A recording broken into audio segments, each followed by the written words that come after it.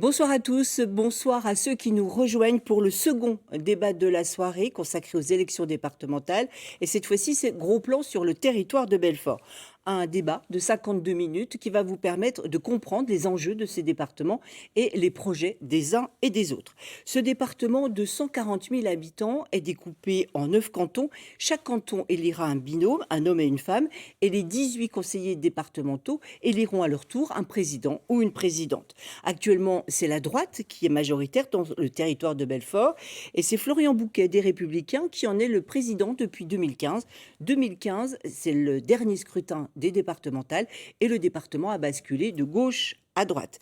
Il bénéficie d'une petite majorité, 10 conseillers départementaux, tous LR sauf un UDI qui ne se représente pas. L'opposition est scindée en deux groupes, 6 conseillers de gauche avec 2 GRS, donc de la gauche républicaine et socialiste, et 4 divers gauche, auxquels il faut ajouter également 2 élus adhérents du MoDem. Je vous présente donc les 4 invités qui vont débattre devant vous sur le territoire de Belfort. Tout d'abord, Florian Bouquet, le président des Républicains du conseil départemental du territoire de Belfort. Face à lui, Samia Jaber, divers gauche. Elle est conseillère d'opposition. Elle représente ici non seulement les 4 divers gauche de l'Assemblée départementale, mais aussi les 2 élus GRS. Christophe Soustel, lui, est du Rassemblement national. Il est également tête de liste pour le territoire de Belfort, pour le département, pour les élections régionales. Et puis pour finir, Jean-Christophe Messin du MoDem, conseiller départemental sortant d'opposition. Le MoDem, c'est l'une des composantes de la majorité présidentielle d'Emmanuel Macron. Alors premier tour de table, mesdames, messieurs, avec une question simple. Pourquoi est-ce que vous êtes candidat? L'ordre a été tiré au sort juste avant l'émission et c'est Florian Bouquet qui s'y colle en premier. On vous écoute. Pourquoi vous représentez? Tout d'abord parce que j'ai un immense plaisir depuis 2015 à travailler au service de l'ensemble des terrifortains, aussi pour les élus municipaux, les associations locales, et j'ai œuvré tant dans le champ du handicap, avec le territoire 100% inclusif. J'ai signé la première convention avec le groupe Orange pour le déploiement du très haut débit, et fort de ce bilan, je souhaite bien sûr le poursuivre et l'amplifier. Monsieur Soustel, pour le Rassemblement national, pourquoi votre candidature? Bien parce que moi, je m'inscris dans l'enracinement du Rassemblement national. C'est vrai que le territoire de Belfort se situe entre 2 grandes régions où notre parti fait de grands scores, l'Alsace et la Franche-Comté. Et nous espérons bien que le Rassemblement national tire son épingle du jeu au cours de cette élection. Jean-Christophe Messin, vous, pour le MoDem, pourquoi vous présentez-vous à nouveau? Je signale juste que vous avez remplacé Christophe Grudler en cours de mandat parce que M. Grudler a été élu au Parlement européen en 2019. Voilà, c'est pour les gens, pour les habitants du territoire de Belfort qui méritent davantage de considération et de projets constructifs pour leur avenir. Aujourd'hui, pour eux, le compte n'y est pas. Donc, c'est pour cela qu'il faut se mobiliser sur les cantons avec nos candidats pour de la représentation, nos candidats de la majorité présidentielle. Donc MoDem, donc d'où vous faites partie. Samia Jaber, vous êtes élue conseillère départementale sortante. Pourquoi vous représentez-vous? Ce qui est important, en fait, c'est de changer la vie de nos concitoyens. Et le conseil départemental est en première ligne sur l'accompagnement des familles de la naissance jusqu'à la fin de vie. Et donc, je pense que nous avons énormément de choses à apporter à nos concitoyens. Alors, je représente ici l'ensemble de la gauche, puisque nous avons fait le choix de partir rassemblés à cette élection. Il y avait une attente forte. Donc, nous avons pris nos responsabilités. Et on souhaite évidemment proposer autre chose que ce que nous venons de vivre pendant 6 ans. Une majorité qui n'a fait que de la petite gestion, qui n'a pas préparé l'avenir. Et je pense que le département aujourd'hui a non seulement besoin de nouvelles politiques, mais aussi d'élus en capacité de mener des politiques plus ambitieuses en termes d'attractivité, mais également en termes d'accompagnement, parce que la crise sociale a montré, la crise sanitaire a montré les failles de notre système, et je pense que nous devons ici apporter de nouvelles réponses. Vous allez être la plus bavarde sur ce plateau, je sens ce soir. Donc, faut faire attention au temps. Je vous mets juste en garde les uns et les autres. Alors, première question, premier thème que nous avons choisi d'aborder, c'est l'implantation d'Amazon. Alors, la compétence économique ne fait pas partie des compétences d'un département, soit, mais ce dossier a suscité d'énormes polémiques sur le département et je pense que les habitants du territoire ont envie de savoir comment vous voyez les uns et les autres ce dossier. Alors, je résume. Amazon, géant américain du commerce en ligne, s'installe à Fontaine, une commune de l'agglomération du Grand Belfort. Une première plateforme donc est prévue, elle est en travaux, elle devrait embaucher 450 personnes dès le mois d'octobre. Et puis une deuxième est en projet, elle est actuellement bloquée par des recours en justice. Et là, donc 76 000 mètres carrés pour 1 millier d'emplois en décembre 2022. Florian Bouquet, pourquoi avoir accepté ou même peut-être provoqué la venue d'Amazon sur votre territoire? Mais tout d'abord, c'est un gros employeur, vous l'avez rappelé, et c'est une formidable chance pour le territoire de Belfort. Il faut savoir que pendant 15 ans, il ne s'est rien passé sur la zone d'activité économique de l'aéroparc. Et depuis que le Grand Belfort a récupéré la compétence du développement économique, le Grand Belfort, avec la SODEB, a entrepris... Alors, la SODEB, c'est la société d'équipement du département, Absolument. dont vous êtes président Donc, également, je suis président, de fait. Absolument. Et donc, nous avons travaillé à l'implantation de nouvelles entreprises. Et Amazon en fait partie. Alors, c'est une formidable opportunité pour de nombreux bénéficiaires du RSA. On en compte près de 4500. Et donc, moi, je vois bien, lorsque le conseil départemental a créé une adresse spécifique pour l'emploi sur la zone de l'aéroparc, à ce jour, nous totalisons 327 dépôts de candidatures sur le site. Donc, le premier argument, c'est l'emploi. C'est l'emploi, bien évidemment, parce que vous l'avez compris, il faut aussi créer de l'emploi pour stabiliser de la population dans notre département. On a bien compris aussi que des grosses locomotives comme Alstom ou General Electric n'étaient plus aussi pourvoyeurs d'emploi que précédemment, et donc il était nécessaire de travailler à l'installation de nouvelles entreprises.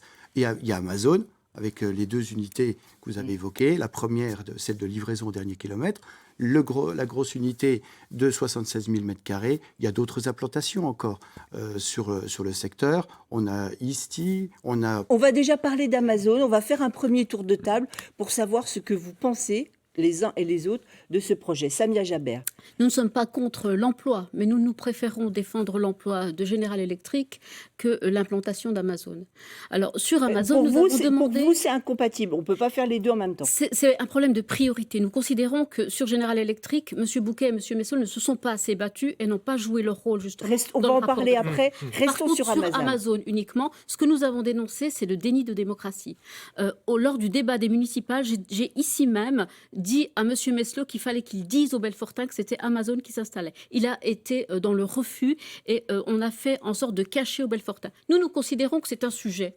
Il peut y avoir un débat. Nous avons demandé à M. Bouquet des études d'impact parce que ce n'est pas rien, un certain nombre de plateformes sur le secteur.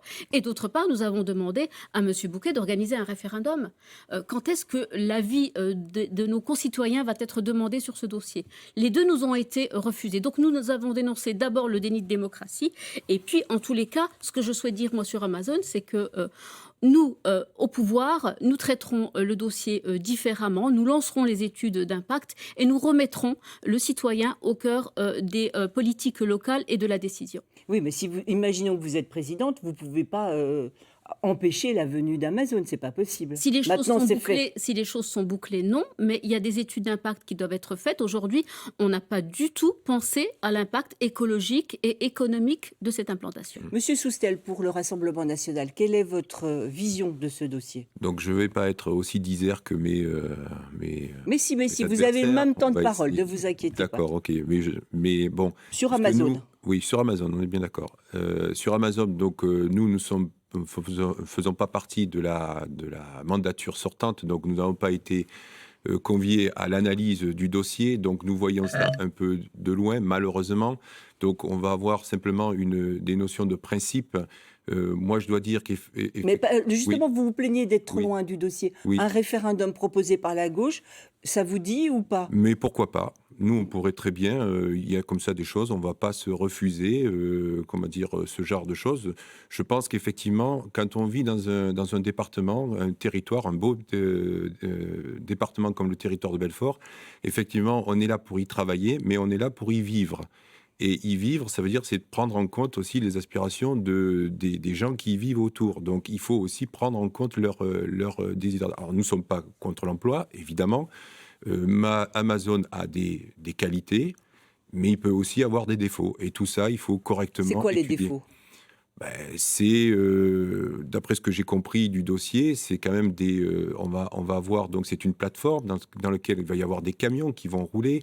C'est un mode de fonctionnement pour les travailleurs, enfin pour les salariés qui vont être assez J'ai cru tendus. que vous alliez parler comme l'extrême gauche, Oui, en non, parlant ne de vous inquiétez travailleurs. pas, parce que c'est un petit peu la déformation, on va dire, syndicale, je suis désolé, mais voilà, on parle des salariés.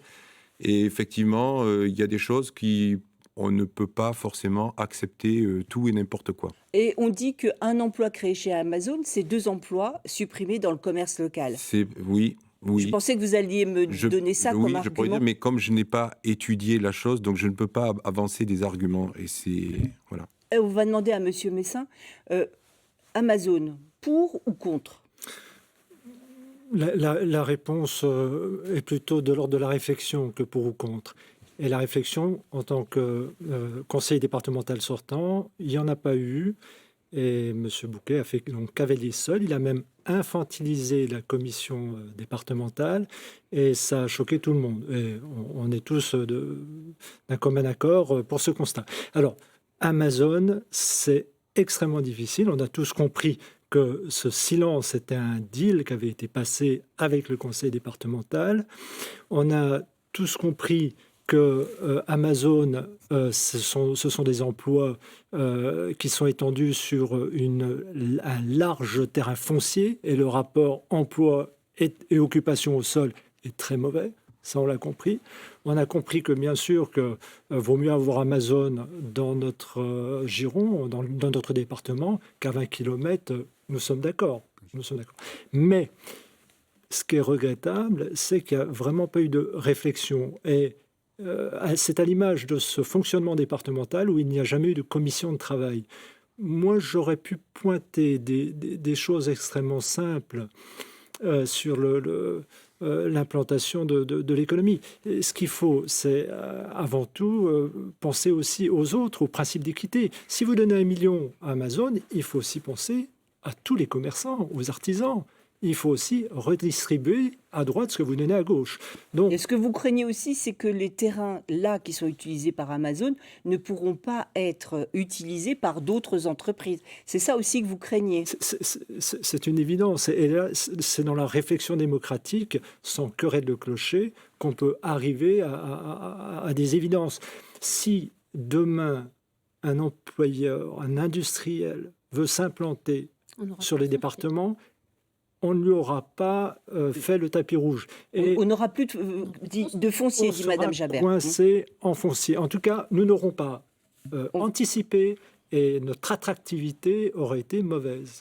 On va faire répondre Florian Bouquet. Il y a eu du mensonge aussi sur le nombre d'emplois. Bah écoutez, moi je voudrais surtout répondre parce qu'il y a quand même... Alors déjà, ce qui a été dit, c'est est-ce que c'était une clause avec Amazon du fait que vous vous taisiez les uns et les autres? Je pense aussi à Damien Meslot, donc maire et président du Grand Belfort, qui n'a pas révélé que c'était Amazon. Est-ce qu'il y avait une clause, un deal, a dit monsieur Non, Messin. il n'y a pas de deal. Je tiens à vous rassurer sur la question. Nous, on a traité avec 2 gros opérateurs immobiliers qui sont Velog et Vectura pour ces 2 opérations. Après, charge à ces opérateurs de louer. Ça aurait pu être, aujourd'hui c'est Amazon, ça aurait pu être Zalando, ça aurait pu être bien autre ou d'autres marques. Simplement, les études, elles sont fournies, elles sont jointes dans les dépôts de permis de construire. Ils sont tout à fait consultables avec les trafics, avec les études, comme vous dites, c'est des études environnementales d'impact. Tout est absolument joint et annexé dans le permis de construire. Il est consultable à la mairie de de Fontaine. Il n'y a aucun souci là-dessus. Et puis, simplement, moi, je vois bien, on dit qu'il n'y a pas eu débat, mais quand Mme Jabert évoque le sujet au conseil communautaire, dont je suis membre également, la motion qui a été présentée par votre groupe a recueilli 11%. C'est donc qu'il y a eu un débat, il a été même long. Le sujet a été largement... Il y a eu un débat, oui, mais on parle du département. Vous avez évoqué le problème, c'est qu'on est sous tutelle au département. Vous avez on est sous évoqué la tutelle du président question de aussi l'agglomération. en conseil, dans le cadre des élections municipales. aux élections municipales, vous avez fait votre plus mauvais score de toute votre carrière politique. Donc vraiment, moi je veux dire par là, quand je vois l'engouement des Belfortins à rechercher un emploi, quand je vois l'arrivée d'un grand groupe et d'une belle signature dans le territoire de Belfort, eh bien je me dis que l'union entre le Grand Belfort, la SODEB, mais aussi le conseil départemental et autres, eh bien ça produit aussi de bons effets pour le territoire. Et je tiens à rassurer aussi vos auditeurs, il n'y a pas eu 1 million versé par le conseil départemental, contrairement à ce que dit M. Messin. Téléspectateurs. Chez nous, ce sont des téléspectateurs. Donc, ce que vous dites, concertation, il y a eu. Il n'y avait pas de deal avec Amazon, etc. Est-ce que vous comprenez quand même que certains habitants et des associations qui protègent l'environnement se soient mobilisés et un peu agité un petit drapeau en disant attention? En vérité, c'est l'enseigne que certains idéologues essaient d'attaquer. C'est pas, ça aurait été une autre enseigne, il n'y aurait pas eu de souci au niveau environnemental. C'est la même construction. En plus, ils sont très vertueux. Il y a les panneaux solaires tout partout. Enfin, je veux dire, à ce niveau-là, c'est simplement l'enseigne qui est un symbole de la grande distribution, de la vente à distance. De la vente à distance et un groupe américain. C'est un groupe américain, de la vente à distance. C'est 5% des transactions sur Internet. En parlant de grands groupes américains, on va passer au deuxième sujet économique, à savoir General Electric. Alors, je vais résumer aussi pour que tout le monde ait à peu près les mêmes informations au départ. C'est un gros dossier sur Belfort. En 2014, General Electric rachète Alstom et promet de créer 1000 emplois déjà et d'en faire un pôle d'excellence mondiale. Résultat, 7 ans plus tard, des centaines d'emplois ont été détruits, des savoir-faire sont partis à l'étranger, notamment en Inde et en Chine, et General Electric a préféré payer 50 millions d'euros d'amende, soit 50 000 euros par emploi détruit, plutôt que de assumer ses promesses. Alors, Monsieur Soustelle, vous nous avez dit tout à l'heure travailleur, et vous nous avez dit que vous étiez syndicaliste. En effet, vous êtes Rassemblement National, mais aussi syndicaliste CFE-CGC, donc chez General Electric. Que faire? Et surtout, est-ce que le département, est-ce que les élus du territoire ont fait suffisamment? Je pense que non. Je pense qu'il aurait fallu, être encore plus fort. J'en veux pour preuve, je dirais, quand on regarde comment ça s'est déroulé. Vous voyez, toute cette mobilisation qu'on a connue dès 2019, quand on a appris le plan social, c'est vrai que les représentants du personnel ont été reçus par les plus hautes autorités, alors à part le président de la République, mais je veux dire au niveau du Sénat, de l'Assemblée nationale, etc. Et il y avait beaucoup de promesses, et je pense autant du côté de la gauche que du côté de la droite, LR. Je pense par exemple à Gérard Larcher. Président du Sénat, les Républicains. Voilà, exactement. Et qu'est-ce qui s'est passé? Rien. Aujourd'hui, par exemple, vous avez les représentants... Non, mais alors concrètement, qu'est-ce qu'aurait dû faire Florian Bouquet, président Les Républicains du département du territoire, face à un groupe américain comme General Electric? Bien, vous avez des salariés aujourd'hui qui se battent avec leurs moyens. Ce sont des moyens juridiques. Aujourd'hui, les salariés ont mis en justice le groupe pour non-respect de l'accord. Alors, vous avez parlé de 2014, en fait, c'est 2015 plutôt. Voilà. Et puis aussi de 2019. Je pense que, par exemple, le département aurait pu donner, vous voyez, des ressources, mettre à disposition des ressources juridiques pour essayer de les... Parce que je peux vous dire qu'en interne... Pour appuyer les salariés, les syndicats. Pour les aider, pour essayer de voir... Parce que lui, le département ne pouvait pas envoyer en justice General Electric. D'accord, mais si vous savez, en interne, nous avons des représentants des salariés qui font le maximum, qui rendent compte, effectivement, autant les élus locaux que nationaux. Mais voilà, ils se battent avec leurs propres moyens, avec leurs propres avocats, ils se sentent un peu seuls. Alors il y a des bonnes, on va dire, intentions, mais je pense que derrière ça, je peux comprendre, parce que ce soit donc LR ou bien le Parti socialiste, on va dire la gauche, je veux dire, ils veulent pas froisser Emmanuel Macron, qui est à la base de tout ça. Vous savez, on a le rapport Marlex, vous comprenez Marlex, ce député qui a fait un excellent travail, qui montre que, en fait, beaucoup de gens qui ont bénéficié de cette vente d'Alstom à General Electric, ils ont été aussi des donateurs de la campagne électorale d'Emmanuel Macron. Et ça, je veux dire, quand on a des partis comme ça, le Parti socialiste, on va dire, etc. Vous êtes responsable de vos propos? Oui, je suis d'accord, absolument, mais ça, j'assume, pas de souci. Jean-Christophe Messin, que faire face à General Electric qui ne remplit pas ses engagements quand on est au département? Alors moi, je suis toujours gêné de parler de General Electric. Je pense que je suis très respectueux des travailleurs de General Electric qui connaissent très bien la situation. Faut simplement rappeler que c'est un piège américain avant tout. Si on met, c'est des lois quand même extraterritoriales. Et ainsi aussi qu'après l'attitude de Patrick Cron, directeur de l'Alstom, qui a fait qu'on est arrivé à cette situation-là. Et je rappellerai qu'en 2015, tous les élus locaux, entre le deal Siemens ou General Electric, ils étaient tous pour GE. Ils étaient tous pour GE. Et ça peut s'entendre, et c'était assez logique. Maintenant que ce contrat ne soit pas honoré et qu'on arrive dans cette situation-là, c'était aussi entendable, c'était dans le deal. Voilà. Et puis, on sait que ce n'est pas des œuvres de charité, les Américains. Donc, on est dans une situation difficile et l'État, la majorité présidentielle, fait un pas énorme pour conserver les emplois, notamment 2000 emplois repris par EDF pour General Electric. Et en plus dans mon canton. Donc j'y tiens beaucoup. Et je suis l'affaire aussi avec la ministre déléguée Pannier-Runacher au gouvernement. Donc je suis prêt, mais je ne veux pas parler à la place des employés. Je pense qu'il faut être respectueux et les politiques devraient être très modestes. Et j'invite tout le monde à regarder l'Alstom scandale d'État.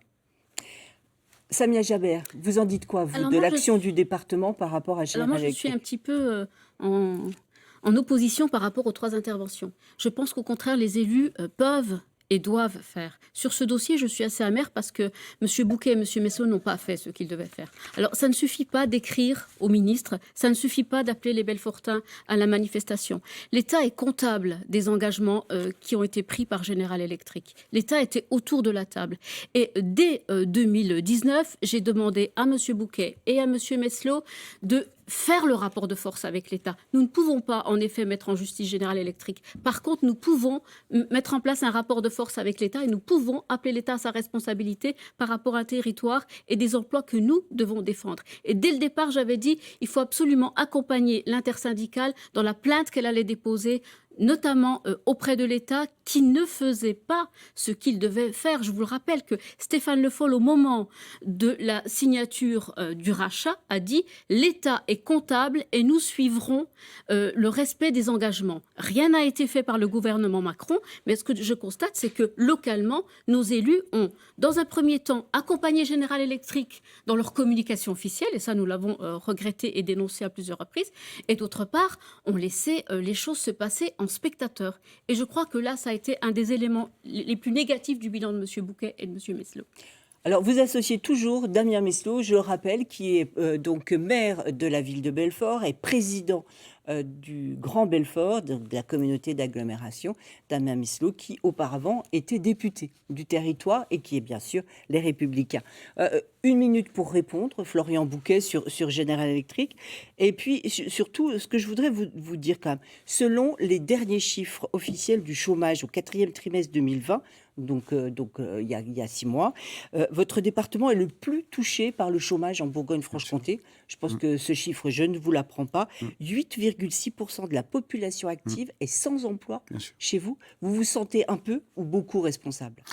On se sent toujours responsable, bien sûr, parce que depuis 2017, on avait une décrue importante du nombre de bénéficiaires du RSA dans notre département. C'était lié aussi à l'activité économique, à l'action dynamique menée aussi par les élus de la majorité départementale et à l'efficacité de nos dispositifs d'insertion.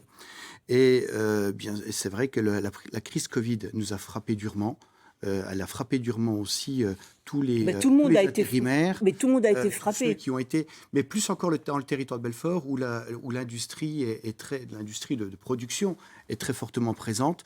Et je le vois au niveau du conseil départemental. On a pris 10,3% de bénéficiaires du RSA en plus. Donc ça se traduit par une augmentation importante aussi des allocations. Alors, mais sur General Electric, vous auriez pu faire plus, mieux. Parce que sur General Electric, bien sûr, il y a l'annonce de ce plan social qui n'a encore pas produit tous ses effets. Il y a eu le fait de ne pas créer les emplois qui étaient attendus au moment du rachat. Ça, c'était en 2015. Mais j'en veux surtout au président de la République qui est venu dans les ateliers de Belfort, qui est venu réaffirmer la solidité de ce partenariat, de ce rachat, et qui aujourd'hui ne prononce jamais le mot General Electric. Il était ministre de l'économie à l'époque. Aujourd'hui, il est président de la République. Il a un poids important pour négocier avec les Américains. Son conseiller aux affaires économiques, qui était Hugues Bellet à Bercy, est devenu aujourd'hui le PDG de General Electric. Donc la connexion est très forte entre les deux hommes. Et quelle solution il nous apporte? C'est ça. Et le président de la République est muet sur la question. Vous avez compris qu'il se refile le bébé, là. Hein, Oui. Jean-Claude Messin. Jean-Christophe, pardon. Je vous en prie. Il faut rappeler que c'est quand même le marché aussi qui fait qu'on vende du matériel. Non, les turbines à charbon, nous sommes d'accord, n'ont plus d'avenir. Des turbines pour le nucléaire, pour l'hydrogène, d'accord. Mais c'est quand même la loi du marché qui guide les affaires. Et quand l'Alstom se met avec General Electric, c'est aussi pour essayer de conquérir le marché asiatique. Or, on n'a pas fait les affaires qu'on voulait. Alors, pour ma part, moi, je demande un moratoire sur la mise en œuvre de ce plan social, parce qu'il y a des négociations qui sont ouvertes avec EDF, avec un consortium autour d'EDF, et puis de géants aussi du nucléaire. Vous pouvez faire des demandes. Et il est important qu'on laisse le temps au groupe pour mener à terme ces négociations et ne pas produire les effets négatifs de ce plan social. Monsieur Soustelle, vous avez la parole, Oui. Quelques secondes pour terminer. Non, c'est pour dire, je vais pas rentrer dans les négociations actuelles, je laisse faire le gouvernement, il essaie de sauver les meubles, et en plus en prévision des élections présidentielles, hein, on le voit, on voit arriver le... Vous êtes mauvaise langue. Non, mais ce que je veux dire, c'est que je voudrais voir Monsieur Messin ou Madame Javert, savoir que Monsieur Macron faisait partie du gouvernement de Monsieur Hollande. Hein, vous le connaissez, ce monsieur, il n'est pas sorti. Et on l'a dénoncé à l'époque. Oui, mais bon. Je voudrais juste rappeler que Monsieur Montebourg s'est vous battu rappelle, contre Monsieur Macron pour imposer justement les fameux 50 millions. Voilà. d'euros. On ne va pas refaire le débat General Electric, Alstom, Siemens, etc., parce qu'on va déborder dans les journaux de demain matin. Donc, je vous propose de passer au sujet suivant, à savoir le social. Vous en avez dit 2 mots. Quand on vous parle d'économie, vous répondez le nombre de bénéficiaires du RSA augmente. Vous avez dit 4 500. Si je ne me trompe pas, votre budget social, c'est 72 millions d'euros, soit 58% du budget des dépenses. On va peut-être parler tout de suite du côté RSA. Qu'est-ce que vous faites concrètement? Vous avez dit, on était arrivé avant le Covid, ou la Covid, à faire baisser le nombre de bénéficiaires. Oui. Qu'est-ce que vous avez fait concrètement? Tout d'abord, on s'est aperçu que les principaux freins au retour à l'emploi, c'était la mobilité, bien évidemment, et la garde d'enfants. Alors sur la mobilité, on a travaillé avec une plateforme qui s'appelle MobiJob qui permet de faciliter les déplacements des salariés pour faciliter le retour à l'emploi, parce que très souvent ils n'ont pas de voiture en état, ni le contrôle technique pour circuler. Et puis ensuite pour les jeunes femmes qui ont des enfants, il y avait aussi la problématique. Et donc à travers un partenariat avec la ville de Belfort, on a une crèche qui est dédiée à des bénéficiaires du RSA qui veulent trouver des facilités de garde pour se rendre à leur emploi. On a aussi replacé les entreprises au cœur du dispositif à travers de la labellisation Amplitude. Je récompense les entreprises qui sont vertueuses en matière d'insertion. On va faire un petit tour de table pour savoir ce que vous pensez les uns et les autres de cette action sociale. Vous, quand on vous dit action sociale, oui, moi, ce que je dis action sociale, c'est que malheureusement, donc le gouvernement, une fois de plus, a modifié la manière dont a enlevé, par exemple, la taxe foncière. Alors, c'est bien pour les particuliers, mais effectivement, ça enlève des ressources. Mais je dirais que de l'autre côté, il y a des dépenses qui ont été déplacées vers les départements. Je pense aux mineurs non isolés, voilà, oui, non accompagnés, mineurs voilà, sont donc des migrants clandestins, voilà, etc. Exactement, et qui vont être, à cause, je veux dire, on a ici une séquence avec le pacte de Marrakech qui va organiser encore plus d'immigration dans nos pays. Attendez, juste une question. Dans le territoire de Belfort, il y a combien de mineurs isolés actuellement? Je crois qu'il y a à peu près 80, quelque chose comme ça. Je n'ai pas le chiffre, mais c'est à peu près de l'ordre de grandeur. Mais ce qui va se passer, c'est que, en plus, le ministre de la Justice, Dupond-Moretti, lui a signé un arrêté dans lequel il va pouvoir répartir encore plus. C'est très bien, mais vous nous parlez, je vous parle d'action sociale dans le département du territoire, vous parlez national. D'accord.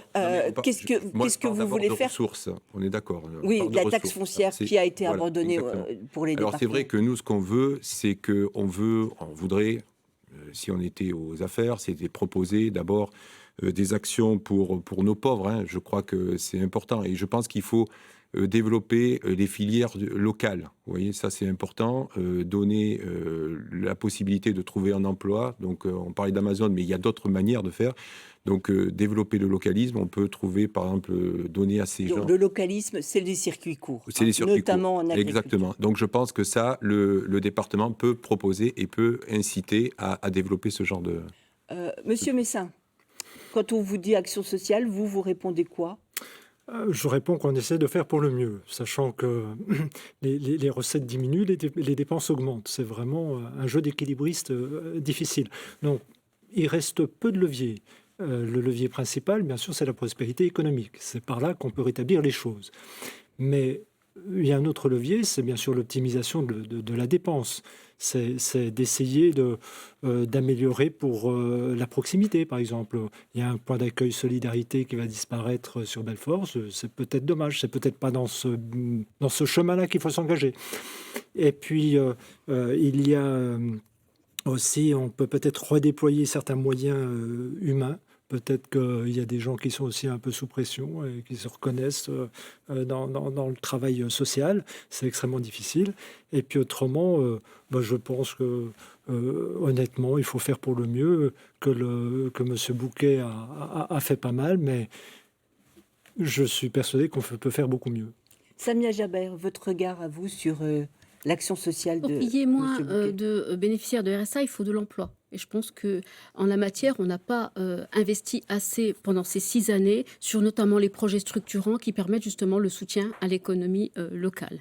D'abord, et plus globalement sur toute l'action sociale, j'ai vraiment le sentiment qu'on est devenu une collectivité de guichet social, sans accompagnement global et surtout sans porter des projets d'avenir qui justement permettent de travailler sur notre attractivité et apporter évidemment des solutions pérennes d'emploi et pour sortir de la prise en charge sociale. Mais alors, les mineurs isolés, vous en dites quoi? 80 accueillis l'année dernière dans le territoire de Belfort. Sur les mineurs isolés, donc Belfort n'est pas seul dans cette problématique. C'est les collectivités locales de l'ensemble du pays et même européennes, puisque nous avons notre pays a signé une convention européenne qui nous oblige à protéger les mineurs quand ils arrivent sur notre territoire. Je pense qu'on le fait plutôt bien. Jusqu'à maintenant, il y a une augmentation. Là, j'ai le sentiment que ça se réduit. Mais il faut voir aussi la vie de ces jeunes. On en a rencontré qui ont passé des périples assez terrifiants et je pense que nous faisons plutôt bien les choses. Ce qui est important par contre, c'est de les insérer derrière. Et là par contre, je pense qu'il y a une réelle possibilité de les insérer dans l'emploi. J'ai plusieurs exemples, notamment de jeunes qui deviennent apprentis et qui aujourd'hui sont placés dans on en a les parlé entreprises. beaucoup en actualité. Dans les entreprises locales, notamment dans le BTP. En action sociale, donc on vient de traverser la crise Covid. Est-ce qu'elle a été gérée correctement dans le territoire de Belfort par le département? Nous, on a eu un gros problème avec le centre de vaccination. On a eu un débat au Conseil communautaire, M. Messin était présent, où M. Bouquet nous annonce que l'État ne veut plus du centre de vaccination géré par le département. Il nous fait d'ailleurs voter naïvement, on l'a cru, une motion qui condamnait l'État par rapport au centre de vaccination. Et le lendemain, on a appris qu'en fait, on avait été complètement roulé dans la farine. Et là aussi, c'est un fonctionnement qui n'est pas du tout acceptable. Monsieur Bouquet voulait arrêter le centre de vaccination. Nous proposions plutôt d'aller jusqu'à l'automne. Et d'ailleurs, dans notre programme, nous proposons de maintenir le centre de vaccination jusqu'à l'automne pour aider aussi à la vaccination plus générale. Donc sur ce dossier-là... Alors on va le faire répondre. Oui, alors, beaucoup de choses. Vous avez... vous les avez roulés dans la farine. Non, je roule donc le centre... Ne tripotez pas trop le micro parce qu'on ne va plus entendre. Donc le centre de vaccination mobile, il va continuer. Vous vouliez dès le 1er janvier, je fais partie des premiers présidents de département à avoir proposé les services de la collectivité pour développer, accélérer la vaccination sans rentrer dans une guerre de tranchées avec l'État sur les quantités à fournir. Donc ce centre de vaccination, il va se poursuivre ou pas? J'avais proposé, dès début janvier, à l'arrivée des premiers vaccins, j'avais proposé l'aide du conseil départemental, comme on l'avait fait aussi pour la fabrication des masques à Belfort l'an passé. Eh bien, on a lancé l'unité mobile de vaccination. Et d'ailleurs, je note qu'on a été parmi les plus vertueux. On a été le département qui enregistre le meilleur taux de vaccination de la région Bourgogne-Franche-Comté, ce dont je me réjouis. Alors, pour tout vous dire, j'ai proposé mes services au préfet qui a adhéré à la proposition. Et puis, contre toute attente, il y avait une volonté de la part de l'État et de monter en charge, de faire une montée en charge du centre du phare, mais en asséchant des centres comme Giromagny et l'unité mobile de vaccination. Et j'ai moi-même un mail qui nous a été adressé au conseil départemental, qui nous demandait même les noms des personnes et leur numéro de téléphone pour assurer la deuxième vaccination. Donc on peut formuler les choses comme on veut. Moi, j'ai ma conscience, je sais ce que j'affirme, j'ai des écrits, et donc moi, je suis vraiment pas là pour faire une polémique. Je souhaite bien évidemment apporter de la sécurité à l'ensemble des populations du territoire de Belfort.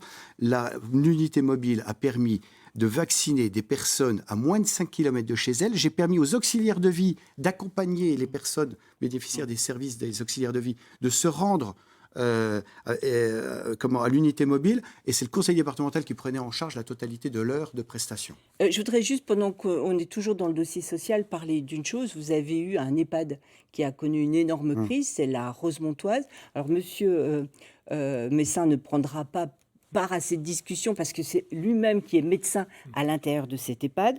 Vous envisagez maintenant de construire peut-être un autre EHPAD sur le département? Écoutez, effectivement, il y a tout juste un an... Il y a eu beaucoup de morts à la On Rosemontoise. subissait cet épisode malheureux sur le plan humain de la Rosemontoise. Le 3 avril 2020, je décidais de la mise sous tutelle de cet établissement avec une administration provisoire, conjointement avec l'Agence régionale de la santé. À l'époque, on déplorait 18 décès et puis la moitié du personnel qui était en arrêt. C'était un véritable drame qui se produisait. Et aujourd'hui, étant rentré en contentieux avec l'association qui gérait autrefois cet établissement, il nous semble de plus en plus pertinent d'envisager la construction d'un nouvel EHPAD de manière à ce que... Donc, un EHPAD départemental. Alors, on en confierait la gestion. On n'a pas vocation non plus à administrer un EHPAD, mais sur un terrain qui appartient au conseil départemental, j'envisage l'installation d'un EHPAD neuf. En plus, la réhabilitation du site est fortement onéreuse, donc autant envisager du 100% neuf, à l'identique de ce qu'on a fait sur le site du Chénois, notre unique site public. Monsieur Soustel, sur nous, cette question. Oui, alors nous, on a une solution alternative à ça. C'est au lieu de construire des EHPAD, pourquoi ne pas envisager de laisser les personnes âgées à domicile? C'est peut-être mieux de les laisser. Alors, il y a certaines personnes qui ne peuvent pas rester chez elles toutes seules, on est bien d'accord. Mais au lieu de construire des EHPAD, on peut trouver peut-être une solution alternative, moins chère, et ça rendra peut-être nos aînés plus tranquilles en restant chez eux. Samia Jaber, pour ou contre la construction d'un nouvel EHPAD? La question ne se pose pas comme ça. Je pense que l'épidémie a montré les failles de notre système d'accompagnement des personnes âgées, notamment dans les structures. Il y a eu beaucoup trop de morts et je crois qu'on n'a pas fini encore d'en parler. Je ne sais pas s'il faut un nouvel EHPAD. Je pense qu'on a assez de place. Par contre, ce qu'il faut, ce sont de nouvelles politiques publiques pour permettre aux personnes âgées d'avoir une fin de vie les plus acceptables. Et moi, je suis plutôt en faveur de nouvelles politiques publiques qui permettent de maintenir à domicile ou faire du logement. Par exemple, dans notre proposition de programme, nous proposerons de monter en place un système qui permet aux personnes âgées qui le souhaitent de rompre l'isolement, de ne pas être isolées chez elles, de faire de la colocation et de mutualiser les aides à domicile, ce qui leur permettra aussi de faire des économies. Je pense que nous sommes attendus aussi sur l'innovation et sur les nouveaux accompagnements à créer. Et je ne suis pas sûre qu'il faille un nouvel EHPAD en réalité. J'aimerais que l'on parle maintenant de l'attractivité de ce département du territoire de Belfort qui a une image donc industrielle et un peu dure. Pour améliorer l'attractivité de ce département, que proposez-vous ? Bien, moi, je pense, quand on parle d'attractivité, je pense étonnamment sécurité. Parce que je pense... Mais vous êtes au Rassemblement national. Mais bien sûr. Voilà. Pourquoi je pense sécurité? Parce que je pense que justement, ce qui est attractif, c'est la vie calme, paisible et l'homme en harmonie avec son environnement. Vous voyez, donc on peut parler à la limite pour tourisme, etc. J'ai pas de souci avec ça. Mais on parle vraiment des gens qui habitent, qui vivent le territoire et qui veulent vivre dans la sécurité. Et C'est ça, pour vous, c'est leur pour la- premier droit. et en je fait. pense que voilà, et c'est ça qui est attractif. Vous savez, des zones qui ne sont pas attractives, c'est là où il y a de l'insécurité. Vous allez justement déménager dans des endroits où vous avez de la sécurité, ça c'est attractif, vous voyez. Donc là, après, on peut le décliner. S'il y a des actions à faire. On va faire tourner oui. un petit peu la Je vous en prie. parole. Oui, pas de Attractivité, Monsieur Messin, vous répondez quoi pour le département? Quelles sont les idées que vous auriez pour rendre le territoire plus attractif? Alors, l'attractivité, je pense tout de suite aux industriels pour leur faciliter l'implantation. Et ça, c'est Amazon, justement, non, c'est pas possible. aux industriels comme McPhee, par exemple. Voilà. Alors, McPhee, c'est une entreprise qui travaille dans l'hydrogène, Oui. hein, c'est ça. Et qui travaille dans l'hydrogène. C'est une entreprise de la Drôme et puis de l'Isère, qui est implantée sur plusieurs sites, un en Allemagne, en Italie. Et cette implantation s'est faite grâce à la majorité présidentielle. Donc c'est l'équipe de Macron qui a pu permettre cette implantation. Donc Macron, on peut contester, mais il apporte beaucoup plus d'emplois qu'Amazon. Hein, c'est très important, puisque un emploi industriel, c'est plus 2 emplois par ailleurs. Donc si vous multipliez par 2, 400 employés plus 800, vous êtes à 400 1200. employés, c'est ce que McPhee devrait créer comme emploi Voilà.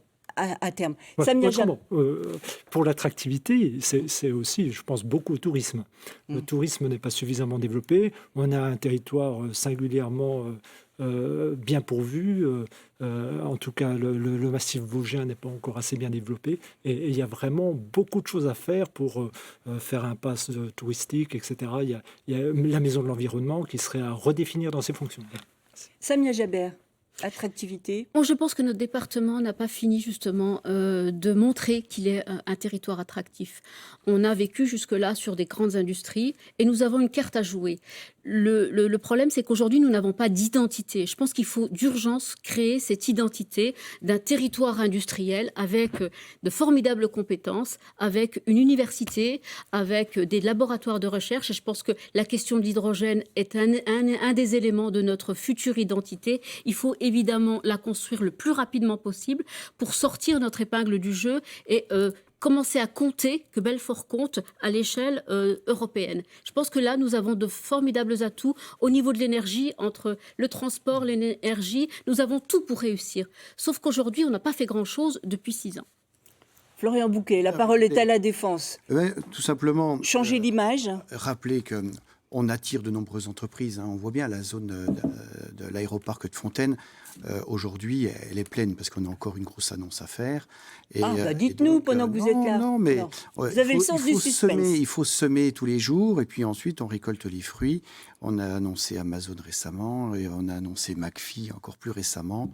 Il y a encore une autre annonce dans les prochaines semaines. C'est grâce aux 50 millions de leviers c'est du surtout fonds Mogis. grâce aussi à l'action conjointe Grand Belfort, SODEP, Conseil départemental, et à cette symbiose qui existe pour aller vendre le territoire. Après, en termes d'attractivité, il y a bien sûr le tourisme. C'est pas pour rien que la citadelle de Belfort et le Lion ont été élus monuments préférés des Français en 2020. C'est un formidable atout.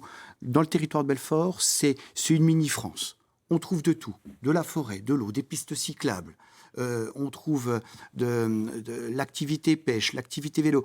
Il y a la montée historique du Tour de France, au Ballon d'Alsace, la planche des Belles Filles pas loin. Eh bien, écoutez, entre le Malsaucy et le Ballon d'Alsace, on a un véritable terrain de jeu pour les Belfortins à travailler pour permettre des activités toute saison. Il reste moins de 10 minutes dans cette émission. Alors, avant de passer à la conclusion, je vous ai promis 30 secondes à chacun d'entre vous. Je voudrais quand même vous poser aux uns et aux autres juste une petite question politique sur laquelle je vous demanderai des réponses courtes.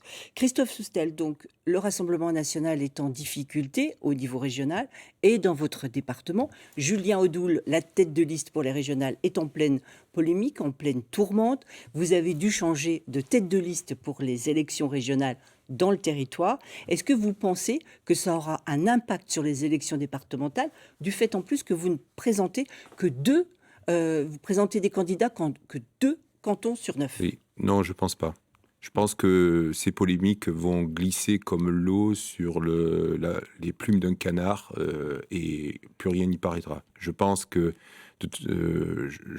d'abord, quand on regarde effectivement, on a eu du mal à monter des listes sur le territoire de Belfort, mais c'est parce que Nous avons souvent des gens qui ne veulent pas se montrer. Effectivement, c'est très difficile.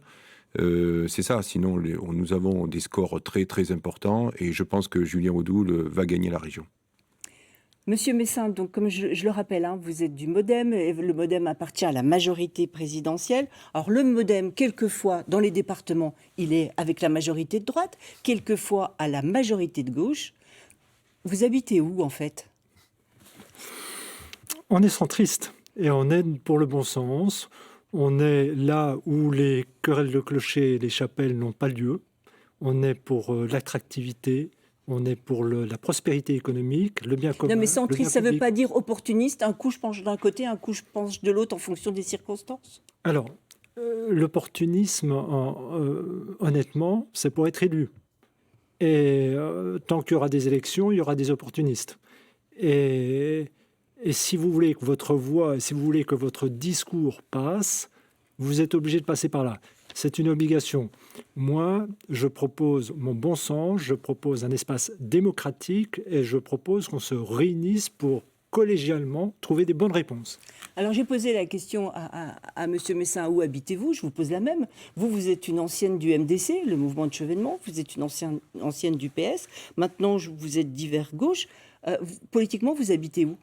J'habite là où j'ai toujours habité. Je suis une élue de gauche, une militante de gauche. Ma famille est à gauche. Et aujourd'hui, je suis soutenue par l'ensemble des partis que l'on connaît, qui sont aujourd'hui à gauche, de la France Insoumise jusqu'au Parti Socialiste. C'est historique dans le département du territoire de Parce Belfort. que même à l'intérieur du C'est la PS, première avant, fois. vous vous battiez entre vous déjà. Mais oui, moi j'ai toujours été sur la ligne Montebourg, donc j'étais pas sur la ligne de M. Hollande et de la ligne de M. Valls. Et ça n'est un secret pour personne. Et c'est aussi pour ça que j'ai quitté le Parti Socialiste. Vous avez soutenu Mais M. aujourd'hui, Hamon, hein, n'oubliez pas. ce que l'on peut constater, c'est que nous avons réussi à faire le rassemblement et nous avons un soutien de l'ensemble des partis de gauche. C'est une première, c'est historique. Un seul candidat présenté dans les cantons. Compte tenu que tous les leviers sont à droite. Vous étiez quand même dos au Tout à mur. fait, nous avons pris nos responsabilités et nous avons été au rendez-vous. Alors Florian Bouquet, Yann Boucard se présente donc. Yann Boucard, c'est le député Les Républicains du territoire. Il se présente sur un canton de Belfort. Il a déjà été condamné pour de faux tracts lors des législatives de 2017. Il doit passer en jugement le 1er juillet, justement parce que le procureur a demandé son inéligibilité. Est-ce que vous craignez cette inéligibilité ? Non. Yann Boucard est un homme qui a de nombreuses qualités. Je crois. Non, mais ça il a tout mon n'entre pas en ligne de soutien compte. et ça n'entache absolument pas sa candidature. Parce qu'il a été condamné pour détournement de suffrages électoraux par des manœuvre faits. frauduleuse le 17 juin 2020. L'élection s'est rejouée. Il a été brillamment réélu avec plus de 2000 voix d'avance. L'élection ayant été annulée, eh bien, on peut considérer qu'il a déjà été sanctionné pour cette situation. Mais si il est déclaré inéligible alors qu'il est dans votre majorité, il se passera quoi ? Il appartiendra à ce moment-là d'aviser, mais de toute façon, Yann Boucard est un homme formidable sur qui je peux compter pour porter les grands dossiers du territoire. Alors vous allez me dire c'est aussi, ça l'essentiel. Vous allez me dire aussi que Damien Meslot donc est un homme formidable parce que donc tous ces assistants parlementaires occupent maintenant des postes clés dans le département. Vous un député, un sénateur, et lui à Belfort et au Grand Belfort, c'est pas un peu hégémonique tout ça ? Damien Meslot, moi je veux lui rendre hommage parce que dès lors qu'il détecte des personnes qui aiment leur territoire, qui ont envie de s'engager, qui aiment les gens, eh bien, il leur confie des responsabilités. Et ça, c'est beau. Il est très fort, Damien Meslot, parce qu'en réalité, il dirige tout. Moi, je vois un une seul homme chose. aujourd'hui dirige Madame le Javert, je département. ne vous ai jamais interrompu. Un peu de courtoisie, s'il vous plaît. Damien Meslot fait confiance à la jeunesse et il leur confie des responsabilités. Et il a bien raison, parce que les anciens... moi, je vois bien, aujourd'hui, la gauche est incapable de présenter des candidats dans tous les cantons. Et ça, c'est grave, parce qu'ils n'ont pas su faire confiance à la jeunesse. On va passer à la conclusion, puisqu'il reste à peine plus de 3 minutes. Vous avez 30 secondes. C'est vous qui avez commencé, c'est vous qui commencez la conclusion. Vous avez la parole, gardez-la. 30 secondes, pas plus, hein. En 2015, j'avais pris l'engagement d'améliorer la situation générale du département. Eh bien, je peux dire aujourd'hui aux téléspectateurs que l'engagement, il est tenu. Les élus de la majorité départementale ont tenu cet engagement. Et ça, je m'en réjouis. On a travaillé chaque jour avec intégrité, transparence, honnêteté, avec ardeur. et avec la volonté de servir nos administrés. Eh bien, c'est dans le même esprit que je souhaite que le 20 juin, retrouver une équipe nouvellement élue, des élus de la majorité départementale pour travailler dans le même esprit et poursuivre l'action initiée. Monsieur Soustelle, 30 secondes pour vous également. Oui, bien, donc je demande les électeurs à voter pour le Rassemblement national parce que ce sera une vraie force d'opposition. Aujourd'hui, pourquoi LR est si haut? Pourquoi il a justement tous les postes? C'est parce que nous sommes absents. Eh bien, je dis aux électeurs, allez voter pour les deux listes qui se présentent pour le Rassemblement national et vous verrez que vous aurez la possibilité de vous faire entendre au département et plus tard à la région et pourquoi pas effectivement à la présidence. Jean-Christophe Messin pour le MoDem. Alors, dimanche 20 juin, c'est votre avenir qui est en jeu. En 2021, l'entre-soi politique n'est plus de mise. Soyons clairs. Une même couleur politique dans le territoire de Belfort, c'est pas de débat, pas de transparence. Il faut que cela change. Ayez le courage d'agir. Mobilisez-vous. Allez voter pour les candidats de la majorité présidentielle. Merci. Samia Jaber, c'est à vous que revient donc le mot de la fin. Eh bien, j'ai envie de dire aux électeurs que le changement de majorité à gauche est possible. La gauche aujourd'hui est présente sur 3 cantons, Giromagny, Grandvillars et Belfort 1. Il nous faut gagner 2 cantons pour faire basculer la majorité du département. L'équipe rassemblée est présente, le projet est plutôt ambitieux et solide. Et je pense que nous seuls pouvons répondre à la question environnementale, à la question de l'attractivité, à la question de l'accompagnement et de la santé. Et donc, j'appelle évidemment l'ensemble des électeurs, et notamment aux électeurs de gauche, parce que notre seul handicap aujourd'hui, nous, à gauche, c'est l'abstention du peuple de gauche. Et je pense que ce qui va se jouer le 20 et le 27, c'est le quotidien des familles, que ce soit des collégiens, des personnes âgées ou de l'enfance. Donc, prenez part à ce scrutin et mobilisez-vous. Vous avez un peu débordé, c'est bien ce que je craignais. Je suis désolée. Voilà. Donc, je vous remercie, madame et messieurs, d'avoir participé à ce débat, d'avoir accepté notre invitation. Je vous donne rendez-vous moi-même donc pour la semaine prochaine, même endroit, même heure, sur France 3, avec la deuxième soirée consacrée donc au débat pour les élections départementales. Et ce sera le tour du Doubs et du Jura. Merci de votre attention. Bonne fin de journée, bonne fin de soirée. À bientôt. Au revoir.